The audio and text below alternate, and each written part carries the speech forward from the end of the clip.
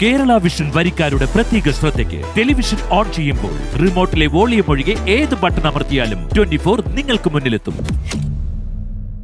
ആലപ്പുഴയിൽ അസാധാരണ വൈകല്യത്തോടെ കുഞ്ഞു പിറന്ന സംഭവത്തിൽ ഡോക്ടേഴ്സിനെ സംരക്ഷിച്ച് അന്വേഷണ റിപ്പോർട്ട്. ചികിത്സാ പിഴവ് ഉണ്ടായിട്ടില്ലെന്നും അനോമലി സ്കാനിങ്ങിൽ ഗുരുതര വൈകല്യങ്ങൾ മാത്രമേ കണ്ടെത്താൻ കഴിയുന്നതെന്നും റിപ്പോർട്ടിൽ പറയുന്നു. ആരോഗ്യവകുപ്പ് അഡീഷണൽ ഡയറക്ടർ അന്വേഷണ റിപ്പോർട്ട് മന്ത്രിക്ക് കൈമാറി. ആരോപണ വിധേയരായ ഡോക്ടേഴ്സിനെതിരെ കടുത്ത നടപടി ഉണ്ടാകാൻ സാധ്യതയില്ല. 24 പ്രൈം ടൈം ബ്രേക്കിംഗ്.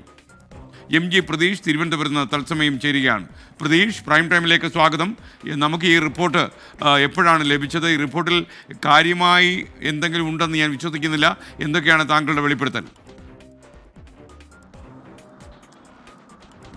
SKN ആലപ്പുഴയിൽ അസാധാരണമായ വൈകല്യത്തോടെ നവജാത ശിശു ജനിച്ച സംഭവത്തിലാണ് ആരോഗ്യമന്ത്രി വിദഗ്ധ അന്വേഷണത്തിന് നിർദ്ദേശിച്ചത്. ഈ അന്വേഷണ റിപ്പോർട്ട് ഇന്ന് അല്പം മുമ്പാണ് ആരോഗ്യമന്ത്രിക്ക് കൈമാറിയത്. ആരോഗ്യവകുപ്പ് അഡീഷണൽ ഡയറക്ടറുടെ നേതൃത്വത്തിലുള്ള പ്രത്യേക സംഘമാണ് പരിശോധന നടത്തിയത്. ഇതിൽ ആരോപണ വിധേയരായ ഡോക്ടർമാർക്കെതിരെ കടുത്ത നടപടി ഉണ്ടാകില്ല എന്നുള്ള സൂചനകളാണ് ഇപ്പോൾ പുറത്തു വരുന്നത്. ഈ അഡീഷണൽ ഡയറക്ടർ ആരോഗ്യമന്ത്രിക്ക് സമർപ്പിച്ച റിപ്പോർട്ടിലെ ചില പ്രസക്ത ഭാഗങ്ങൾ കൂടി ഇപ്പോൾ 24-ലൂടെ പുറത്തുവിടുകയാണ്. അതായത് ഈ ഡോക്ടർമാരുടെ ഭാഗത്ത് നിന്ന് വലിയ വീഴ്ചകൾ സംഭവിച്ചിട്ടില്ല എന്നതാണ് പ്രധാനമായും ഈ റിപ്പോർട്ടിലെ കണ്ടെത്തൽ. കാരണം ഈ സ്കാനിങ്ങിൽ ഗുരുതരമായ വൈകല്യങ്ങൾ കണ്ടെത്താൻ കഴിയില്ല എന്നതാണ് ആരോഗ്യവകുപ്പ് അഡീഷണൽ ഡയറക്ടർ നൽകിയ റിപ്പോർട്ട്.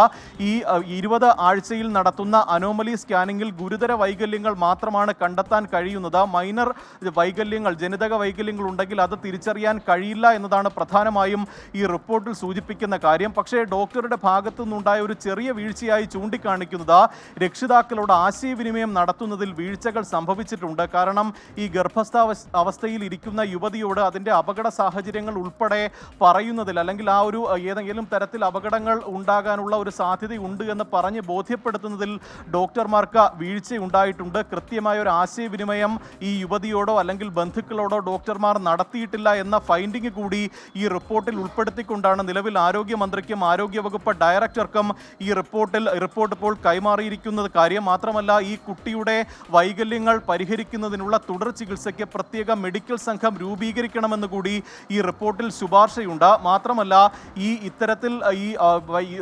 തുടർന്നും ഇത്തരത്തിലുള്ള സംഭവങ്ങൾ ആവർത്തിക്കാതിരിക്കാൻ കൃത്യമായൊരു മാർഗനിർദ്ദേശങ്ങൾ പുറത്തിറക്കണം. അത് ആരോഗ്യ പ്രവർത്തകർക്ക് ഉൾപ്പെടെ ഇതുമായി ബന്ധപ്പെട്ടുള്ള കൃത്യമായ അവബോധം നൽകണം. അതിന് കൃത്യമായൊരു ഗൈഡ് ലൈൻ ആരോഗ്യ വകുപ്പ് തന്നെ പുറത്തിറക്കണമെന്നുള്ള ഒരു ശുപാർശ കൂടിയാണ് ഈ റിപ്പോർട്ടിൽ പ്രധാനമായും പറയുന്ന കാര്യം. അതായത് ഡോക്ടർമാർക്കെതിരെ കടുത്ത നടപടി ഉണ്ടാകില്ല എന്ന് തന്നെയാണ് ആരോഗ്യവകുപ്പ് അഡീഷണൽ ഡയറക്ടറുടെ ഈ റിപ്പോർട്ടിൽ നിന്ന് പ്രധാനമായും വ്യക്തമാക്കാൻ കഴിയുന്ന കാര്യം. പക്ഷേ വളരെ ഗുരുതരമായ ആരോപണങ്ങളാണ് ഇതുമായി ബന്ധപ്പെട്ട് കുടുംബം ഉന്നയിക്കുന്നത്. കാരണം കുഞ്ഞ് ജനിക്കുന്നതിന് മുമ്പ് പലതവണ പരിശോധനകൾ, സ്കാനിങ് നടത്തിയെങ്കിലും ഇത്തരത്തിൽ വൈകല്യമുണ്ട് എന്ന് അറിയിച്ചില്ല എന്നതാണ് പ്രധാനമായും കുടുംബത്തിൻ്റെ ആരോപണം. പക്ഷേ സാങ്കേതിക വശങ്ങൾ ഉൾപ്പെടെ ചൂണ്ടിക്കാണിച്ചുകൊണ്ടാണ് ഡോക്ടർമാരുടെ ഭാഗത്ത് നിന്ന് വീഴ്ച ഉണ്ടായിട്ടില്ല എന്ന ആരോഗ്യവകുപ്പ് അഡീഷണൽ ഡയറക്ടർ ഇപ്പോൾ റിപ്പോർട്ട് നൽകിയിരിക്കുന്നത്. അസാധാരണമായി ഉണ്ടായ ചില ജനിതക വൈകല്യങ്ങളാണ് കുട്ടിക്ക് ഉണ്ടായിട്ടുള്ളത്. മാത്രമല്ല, തുടർ ചികിത്സ നൽകിയാൽ ഇത് ഒരു പരിധിവരെ മാറ്റാൻ കഴിയുമെന്ന് കൂടി ഈ റിപ്പോർട്ടിൽ പറയുന്നുണ്ട്. നേരത്തെ ഈ